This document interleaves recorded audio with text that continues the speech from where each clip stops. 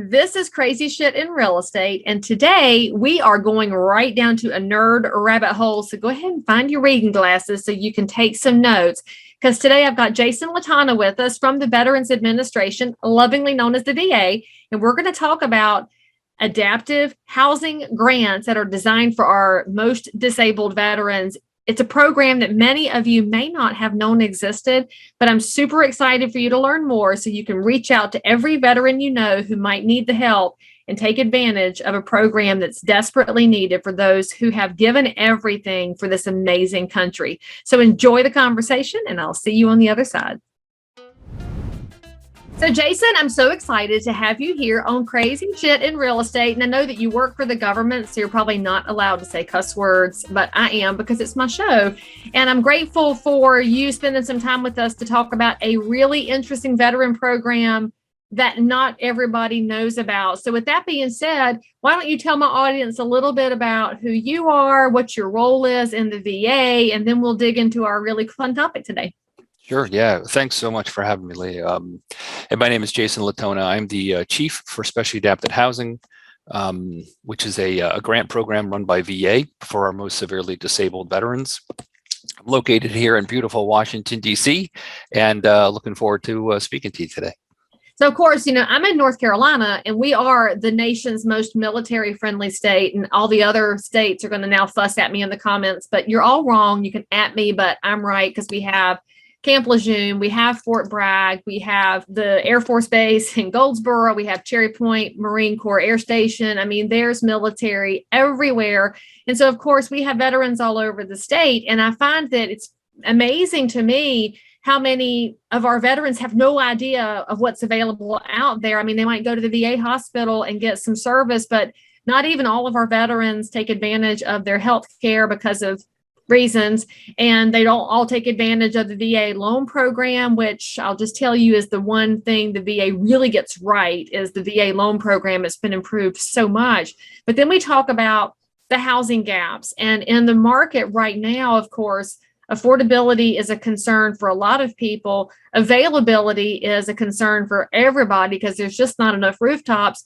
To take those issues and add on that somebody who honorably served may be facing massive issues that keep them from participating in the workforce. They may have issues with PTSD and with families. And of course, right now, as we're recording this, there's a giant conversation about burn pits and those victims and what are they supposed to do with their life. And so it's really important that we have people like you to come on and talk to us about these programs that exist so more of our veterans can take advantage of it. So let's talk about these grant programs for this adaptive housing. Give us a little background on how long it's been in place and how it came to be, and maybe give us a little visual description for those that are listening and not watching. Sure. Yeah, absolutely. I spent some time as a former active duty Marine, I spent some time in North Carolina running through the woods down there and several years, in fact. And yep. Hurrah. Love the state. Had a lot of fun down in North Carolina. And you're absolutely right. I mean, with the market today like it is, we've got a lot of people who are staying in their homes and they're choosing to remodel. And that's really the bread and butter of what we do for the Specially Adapted Housing Program. So Specially Adapted Housing Benefit awards monetary grants to provide physical adaptations to eligible veterans and service members' homes. I mean, the overall intent is to provide a better quality of life for our most severely disabled veterans. How the benefits take shape is unique for each situation because every veteran has unique needs. And we work with the veterans individually and the contractors they choose to do the work to tailor the design features to their individual needs. There are three primary grants. I can go through those real quick. The three primary grants we offer are the Specially Adapted Housing Grant, which is the grant for our most severely disabled veterans. These are veterans have loss of use of multiple limbs, maybe blindness in both eyes, or suffering from a condition, maybe ALS or Lou Gehrig's disease, or another terminal illness. And this makes a house more wheelchair accessible. That grant goes up to $100,000, which is a good chunk of change, especially in today's market. The second grant is called the Special Housing Adaptations Grant. It's a little smaller. It's for veterans who have loss of use of their hands or certain burns. And that grant goes to up to about $20,000. And the third grant within the SAH program is called the Temporary Residence Adaptation Grant. So whereas the first two grants are for veterans who live and own their own homes, the Temporary Residence Adaptation Grant allows a veteran who's living temporarily with a loved one, family member, to adapt their home.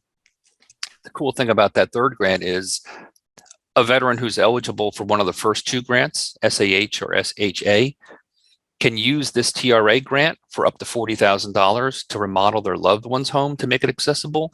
And then when they go back and purchase their own home, they still have their entire other grant available. Oh, so they can actually access more than one of the benefits, so they can have somewhere to be the whole time. Absolutely. Yeah. And that's such a big deal too. We have a lot of veterans who are transitioning, service members, active duty service members, transitioning out of service due to their disabilities. And they might not have a house waiting for them. So a lot of them end up residing with a family or loved ones,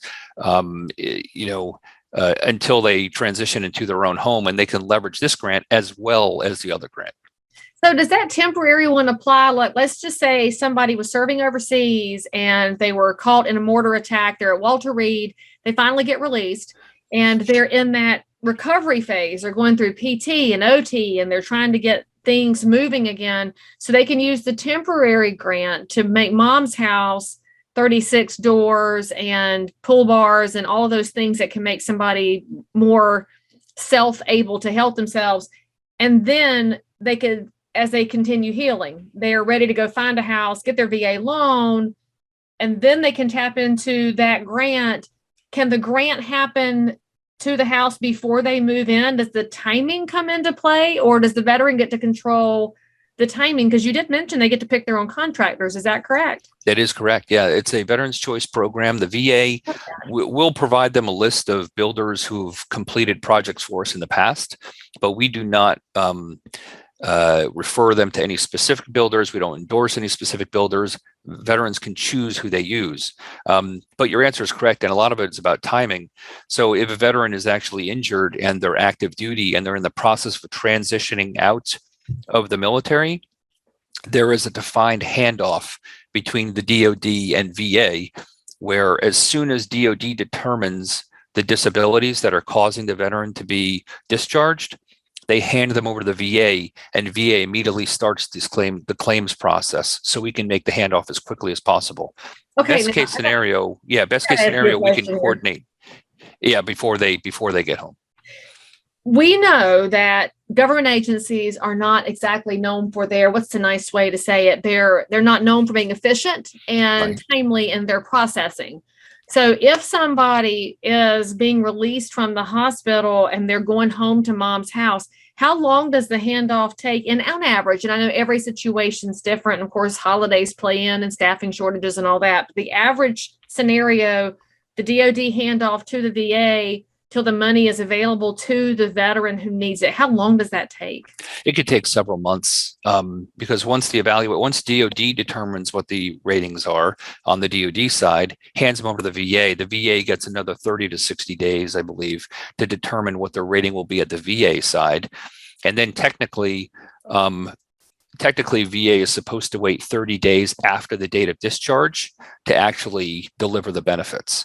So there is a little bit of a dance in there. And you're right, we've got a lot of laws, we have statutes we have to comply with, which creates red tape. One of the things we do in the Specially Adapted Housing Program is try to eliminate as much of that red tape as possible. And we kind of lean forward aggressively. So once we identify a veteran who may be eligible or service member for our grant, that's when we assign a Specially Adapted Housing agent to proactively reach out to that veteran or service member. And to engage them as quickly as possible so we can start taking care of as much of the paperwork as we possibly can. Because we do know they're going to have to find a builder. They're going to have to develop plans, multiple bids, preferably with builders. We want them to find someone they can work with, so when disagreements arise, things move smoothly. But we try to lean forward as aggressively as possible. So with mom's house, so let's say that they're moving back in with mom until they figure out the long-term plan.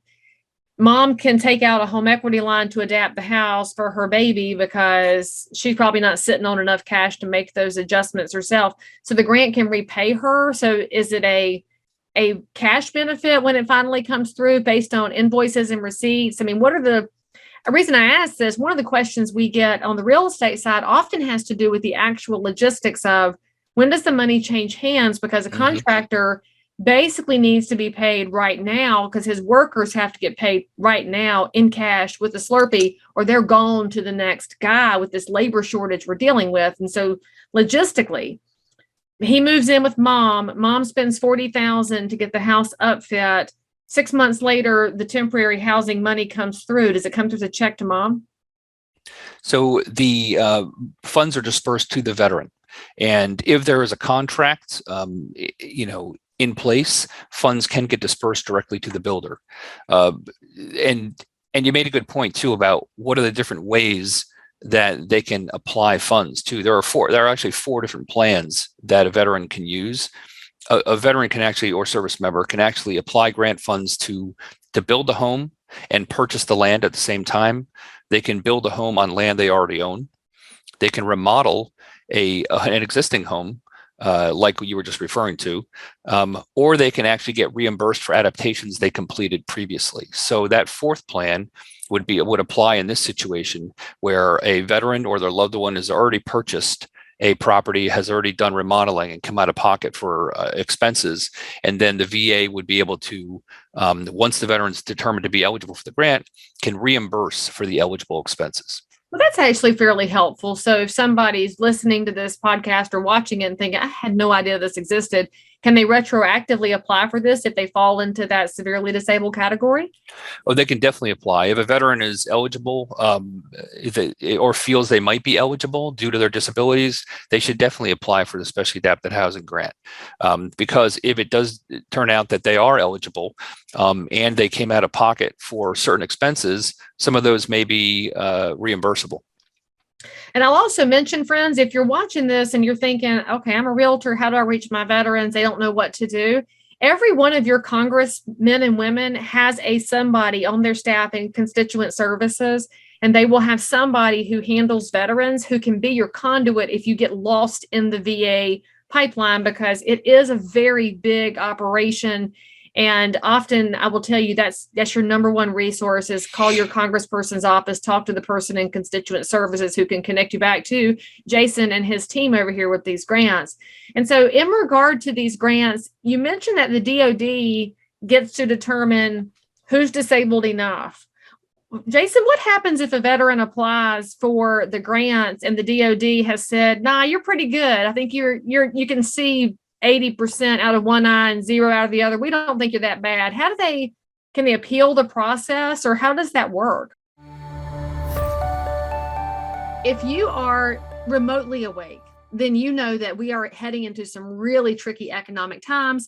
We have home buyers that have put the kibosh on buying because they have interest rate shock. We have sellers who have found out suddenly their houses aren't dipped in 14 karat gold. And as a realtor, you are still trying to keep up with the business you have and trying to answer questions in the meantime, while also managing sky high fuel cost at the pump.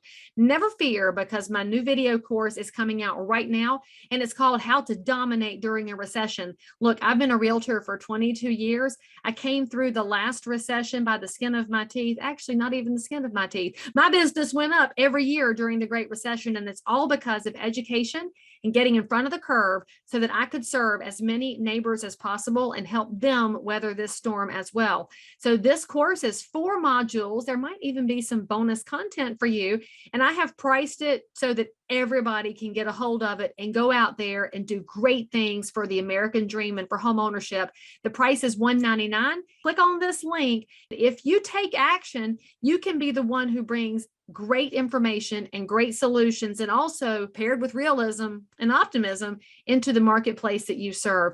I am delighted to bring this out as quickly as possible because, friends, there's no time like the present to make sure our neighbors are stronger and we protect the American dream. Yeah, so the rating that happens for VA's benefits is on the VA side. So whereas we look at what disabilities were identified by the DoD, it's really the VA's compensation services disability rating that counts as far as benefits goes. So if a veteran has a rating and it doesn't come back the way they expected, they have full right to go ahead and appeal. With every rating is appeal. The appeal rights are provided with the rating in case a veteran feels like their disabilities weren't properly represented or they didn't get the compensation they felt they needed.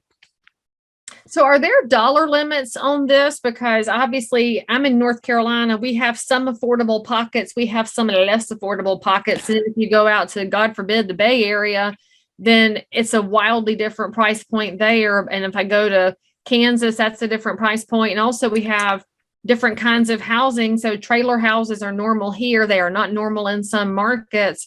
Are the dollars flexible based on the cost of living and the cost of housing in an area? Not according to the cost of living, but each grant, they've kind of factored that in. There's a couple things that happened recently, which is pretty cool. The Ryan Kuehls and Paul Benny Act was passed a couple years ago, which increased the grant amounts by 9%, due in part to that increase in construction costs. Congress felt like the grant amounts weren't keeping up with the cost of construction. That new law increased the grant amount by about 9%. On top of that, every year, we're able to increase our grant amounts based upon the cost of construction index. We're currently using the Turner cost index, but we can use different indexes based upon their performance. So if the cost of construction is going up in the industry, we're able to raise the grant amount to try to keep pace. This year, it went over $101,000, which is the first time it's gone that high. I'll also say that even if the cost of construction stagnates for a year, heaven forbid, the grant amount will never go down. It'll stay the same. Because it's a government program. Okay, so when you say that the dollar amounts can be levered, does the VA have the leverage to do that themselves, or does this have to come from the Congress? We have the authority to go ahead and increase it already every year. So that's a permanent authority that we have. Based upon the cost of construction index, we will increase it based upon that. We do not need authority each year to do that. Yay, that takes out definitely a big sticky wicket on your end to make sure that you're able to keep providing these benefits. Now, let me ask you a question about the benefits, because we have programs on the real estate side, such as the loan program through the USDA, where the funds can be depleted and run out, and then somebody has to just get in line till Congress refills that bucket. The VA benefits do not have a cap. There's a VA loan for any veteran who's eligible. Are there caps on these grants? Does the money run out? What happens if somebody applies and your bucket is temporarily empty, or does that even occur? No, there's no cap. So last year was a record year for us. FY21, we delivered over 2,300 grant approvals. Oh, so yeah, over $150 million. There is no cap on the grant of funds we can use. The only cap in our program occurs with what's called the temporary authority we have under Section 202. So basically what that is, veterans, the majority of veterans for the large grant must have loss or loss of use of multiple limbs to use them, or blindness, or these other conditions. But Congress already knew, and VA knew, that there were many veterans since post 9/11 who had been getting injured and missing just one limb. With the use of IEDs and other kinds of technologies that came out on the battlefield, we had veterans who were missing a single limb. And because of that, Congress authorized that we could actually provide the large grant to 120 veterans per year who are only missing one limb. So that's a temporary authority we have, and we have only 120 slots for that specific authority. And can I just point out how heartbreaking it is that we have a scenario where you can even say only one limb? I mean, it's wild. One of my dearest friends he's a former active duty Marine. And for those of y'all that didn't know, there's no such thing as an ex-Marine. There's only active duty and there's former active duty. Right on. And so I had made a comment to him one time about how surgical it can be on the battlefield now. And he said, it's not. He said, you as a civilian might think it's a surgical hit because we can more directly focus an IED on a target, but the impacts are not surgical at all, and it causes so many pieces of collateral damage that you never see unless you're really paying attention, because of course our media is only focused on clicks and taps, and they move on, don't show this kind of a big picture that we're talking about here, which is why these grants exist.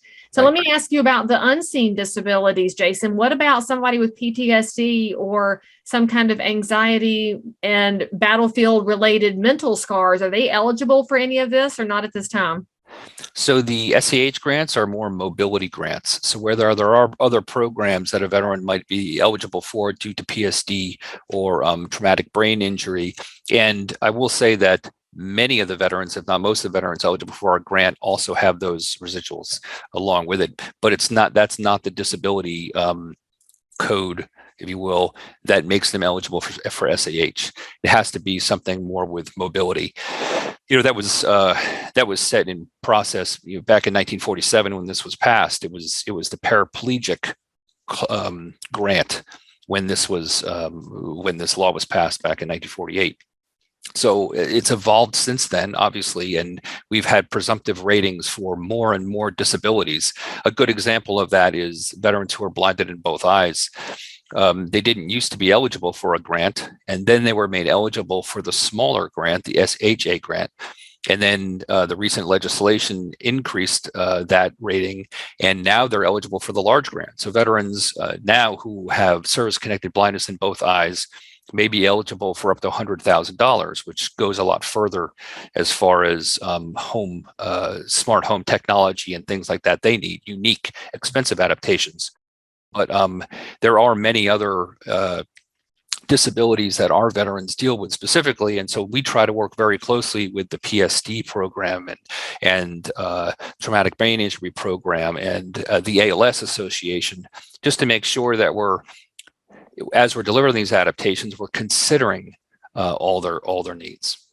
I love this. And I'm so glad that this program exists to take care of those who put themselves in harm's way and they're never the same after. And I think it's easy to say thank you to a veteran when you see somebody wearing a cap, but it's hard to think about what their life is day to day and how we can make it more palatable and help them feel appreciated, which is exactly what this grant does. So before I let you off the show, I want you to tell me, is there a situation or a story that you saw with a veteran that just melted you into a puddle of appreciation and warmth and goodies about the VA for how you were able to help somebody? I've got to say, almost every case, a lot of these cases almost bring you to tears, but it's and especially as a service member, it's near and dear to a lot of our hearts. But the cases where families are involved are, I've had the opportunity. We provide this grant overseas as well, which is pretty neat. I've had the opportunity to travel overseas and visit expat veterans living across the globe, and it's been pretty exciting to see where they live and how they live and what their story was behind their service. But I have to say the cases where we go into a home and it's a veteran with their family, and usually with young kids, is probably the most impactful, because that you're delivering an adaptation that's not only going to make them more independent personally, but you're also giving those kids their father or mother back, and helping the caregiver. And not to mention the fact that the money that we provide to veterans for these adaptations are actually helping the local community. Right. And the local economy. This money goes directly into, the companies that are doing these adaptations, so they can reinvest in their companies and do more projects for us. So there are just so many good news stories that have to do with this program. So we feel very lucky to be involved. And for any of you out there that are thinking, but what's the purpose of this house later? Let me just remind you as a realtor that any house that's had these adaptations made to it is often going to be a better marketplace because it's more compliant with the Americans with Disabilities Act. And you think about our aging population, a lot of the same adaptations that are made for a mobility disabled person would also apply to somebody who's elderly and has their own mobility issues. We call that, of course, aging in place now, so that somebody can stay put longer. So don't let that worry you if you're thinking this could harm your resale value, because a lot of people get really blinders in on something having to look like HGTV. But in reality, we got to think about what it means to the person who lives there. Jason, thank you so much for the work that you're doing through the VA. And I really appreciate you coming on to dig deep into a kind of obscure, small topic, but I feel confident that my listeners and viewers are going to go take this out and bring a veteran forward who could use the help. And I'm grateful for that as an American. Thank you so much. And pleasure to be here. And of course, the heroes in our program are the veterans and the specially adapted housing agents. We've got almost 200 of them across the country who deliver this, and they're in the veterans' homes every day delivering this benefit. So thanks to them, and thanks for the opportunity to come on board. So if somebody does have questions about the program or the application process, what is the best link for them to go to? The best way to do it is just to go to va.gov. And on the top right-hand corner of the landing page on va.gov, all they have to do is type in SAH, or Specially Adapted Housing, and that'll take them directly to our website, which provides information on the eligibility requirements, the application where they can apply, and answers any other questions they might have. Perfect. So if y'all are listening to this while you're out having an afternoon walk, don't worry, because I've got the links in the show notes for this episode so that you can take this out and put it into the hands of a veteran that you know. Include this in your social media too, because somebody may be looking at your words and they have no idea this existed. And so bring them a little bit of help and a little bit of light, because that's what we do. Jason, I appreciate you, and I hope to see you in person at some point. And thanks to your team for bringing you on my show. Thank you so much, Leigh. It's a pleasure. Hey, we'll see you next time. All righty. So if you found value in this episode, please like and subscribe to this channel, turn on the bell, and catch another amazing episode by clicking above. Crazy Shit in Real Estate is also available in all of your normal podcast apps. So if that's where you like to hang out, go find me, click subscribe, and most importantly, leave me a review that says you think I'm awesome, my guests are awesome, or this content is just exactly what you were looking for. And then, by the way, if there's something you need, you want to learn about something, you can comment below anytime. You can also send me a direct message if you need to remain anonymous. No judgment. But anyway, I'll only judge if you forget to subscribe and click. I'll see you next time.